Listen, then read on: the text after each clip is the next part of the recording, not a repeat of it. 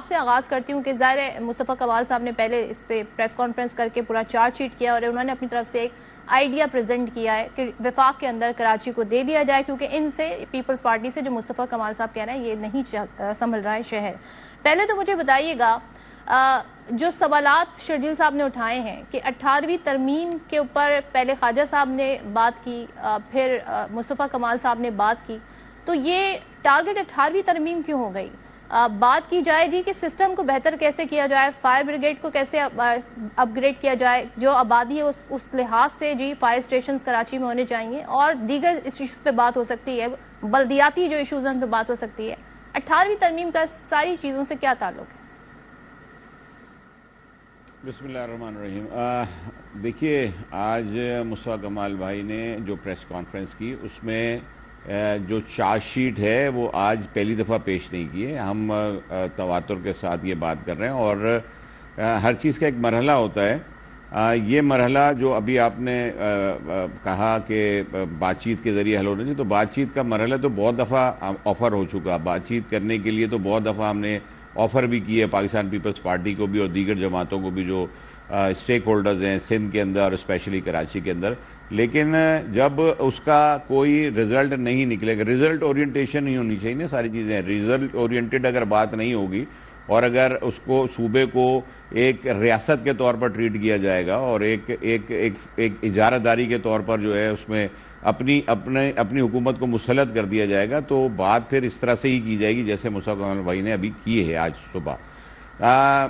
तरमीम 18वीं तरमीम के मुतालिक जो बात है, 18वीं तरमीम 2010 में यूनानिमसली की गई और तमाम पार्टीज़ ने उसके ऊपर दस्तखत की, उसमें MQM भी पार्ट है इसका। लेकिन इसकी एसेंस क्या था? इसका एसेंस ये था कि पॉलिटिकल, एडमिनिस्ट्रेटिव और फाइनेंशियल तमाम इशूज़ को डिवॉल्व करेंगे तमाम प्रोविंसेस लोकल गवर्नमेंट को। लोकल गवर्नमेंट को डिवॉल्व करेंगे तो लोकल गवर्नमेंट बाइख्तियार होगी। तमाम पाकिस्तान के मेयर्स, चाहे वो कराची का हो, वो कश्मीर का हो, कंदकोट का हो, सखर का हो, रहीम यार खान, लाहौर, रावलपिंडी, कोयटा, पेशावर, किसी भी जगह का होगा, वो एम्पावर होगा और अपने शहर के जो मसाइल हैं उनको हल करने में वो मददगार होगा। वसाइल उसके पास होंगे तो वो लोगों के मसले हल कर सकेगा। ये वाला जो चैप्टर है, इस चैप्टर को लेकर MQM पहले दिन से बात कर रही है और आज से नहीं कर रही, कई सालों से कर रही है। और उन कई सालों में ये जो पार्लियामेंट है इसके अंदर MQM ने बिल दिया है। और इस वक्त जो सूरत हाल देखें, ये जो सानेहा है ना, ये सानेहा आग लगने के बाद लोगों की जान जाने का सानेहा है। लेकिन क्या इससे पहले और ऐसे वाकयात इस शहर के अंदर तवातुर से नहीं हो रहे? ये आग लगने के वाकयात नहीं हो रहे, ये बेहंगम जो कंस्ट्रक्शन हो रही है, जो कंक्रीट का जंगल ये शहर बन गया, ये नहीं हो रहा? क्या लियारी के अंदर बिल्डिंग्स? 18वीं तरमीम की स्पिरिट बताई। आपने कहा एम्पावर्ड मेयर होगा। अब तो जो मेयर है उनका ताल्लुक भी पीपल्स पार्टी से है, तो क्या हम ना समझें कि जी वो एम्पावर्ड हैं, क्योंकि ज़ाहिर पार्टी भी वही है और CM भी उसी पार्टी के हैं। तो यहाँ पर तो उन्होंने कभी भी बेख्तियार होने का ऐसा जिक्र नहीं किया कि उनके पास वो इख्तियारात नहीं जो हम देखते थे वसीम अख्तर साहब अक्सर कर रहे होते थे। What has change actually? क्या एम्पावर्ड नहीं है मेयर, आप ये कहना चाह रहे हैं?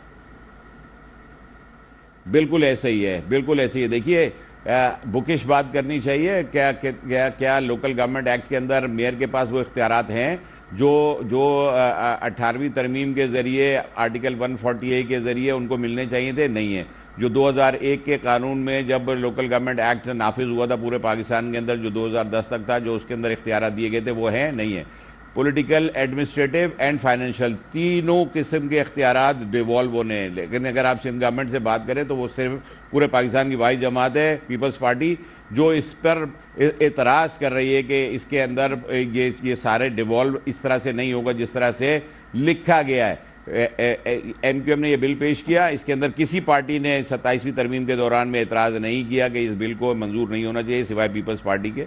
उन्होंने जो स्टैंडिंग कमेटी थी लॉ एंड जस्टिस की, उसमें भी एतराज़ उठाया कि ये बिल पास इसका हिस्सा नहीं बनना चाहिए 27वीं तरमीम का। उसके बाद भी जब फ्लोर ऑफ द हाउस पे प्राइम मिनिस्टर साहब ने इसको लोकल गवर्नमेंट के बिल को जो है वो गवर्नमेंट बिल डिक्लेयर किया और उन्होंने ये वादा किया न सिर्फ एमक्यूएम के साथ बल्कि इस पूरी पाकिस्तानी कौम के साथ कि वो इस बिल को गवर्नमेंट बिल के तौर पर पेश करके कंसेंसस डेवलप करेंगे और पीपल्स पार्टी से इस पर बात करेंगे। मुझे शर्मिला से सवाल पूछने दें उल्टा प्रेस कॉन्फ्रेंसेस करके 18वीं तरमीम के खिलाफ बात की। 18वीं तरमीम में अगर आपने अभी मुझसे ये भी बात की जो मुस्तफा कमाल भाई के हवाले से और ख्वाजा आसिफ साहब दोनों मिनिस्टर्स हैं इनके हवाले से, देखिए एनएफसी का एक फार्मूला है, एनएफसी के फार्मूले के ऊपर बातचीत होनी चाहिए, सीसीआई के अंदर बात अगर होती है तो फ्लोर ऑफ द हाउस भी होनी चाहिए। फिर हम एनएफसी पे भी बात कर लेंगे। जरा मुझे आपके पहले जो बात आपने की उस पर सवाल पूछना है शर्मिला से। शर्मिला के सवाल का भी जवाब दे दीजिएगा और मेरे सवाल का भी साथ में जवाब दे दीजिएगा कि एक्चुअली में 18वीं तरमीम में आप लोग क्या तब्दील करना चाहते हैं या पूरी ही तरमीम रोल बैक करना चाहते हैं, जिसके खदशा के इज़हार शर्मिला भी कर रही थी। जी सदफ,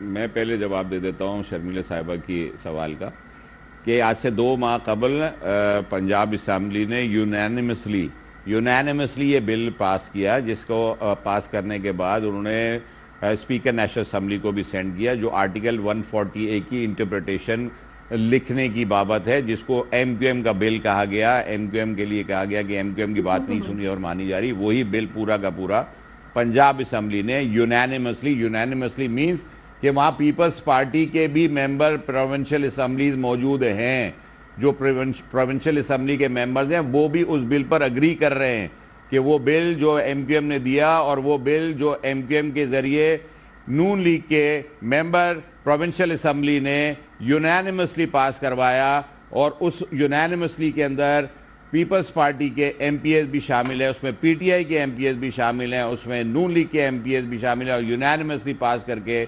नेशनल असेंबली के स्पीकर साहब के पास भेजा कि इस इंटरप्रिटेशन को, इस एमक्यूएम के बिल को पंजाब असेंबली भी पास करके भेज रही है और इसके इसी तरह से आइन का हिस्सा बना दिया जाए। नंबर 1। नंबर 2 ये कि अभी यहाँ बात हुई कि जिस तरह से जजमेंट पास हुई 2022 में जस्टिस गुलजार साहब के फुल कोर्ट बेंच ने फैसला दिया सुप्रीम कोर्ट ने कि और सिंध हुकूमत को एमक्यूएम की इस पिटीशन के अंदर, एमक्यूएम की इस पिटीशन में सिंध हुकूमत को इस पर पाबंद किया कि वो डिवॉल्व करें पॉलिटिकल, एडमिनिस्ट्रेटिव और फाइनेंशियल मैटर्स जितने भी हैं, वो उन डिपार्टमेंट्स के तस्करा भी किया है। क्या उन डिपार्टमेंट्स को इन्होंने लोकल गवर्नमेंट का जो एक्ट तरमीमी बिल 2022 के 21 में दिया उसको 22 में तो नहीं कन्वर्ट किया, उन डिपार्टमेंट्स का तो तस्करा नहीं किया। एमक्यूएम ने तो पिटीशन ऑलरेडी एक और फाइल की हुई है कि सिंध हुकूमत इसको मनोन तस्लीम नहीं कर रही सुप्रीम कोर्ट के जजमेंट को, या पूरी तरमीम उड़ा दी जाए।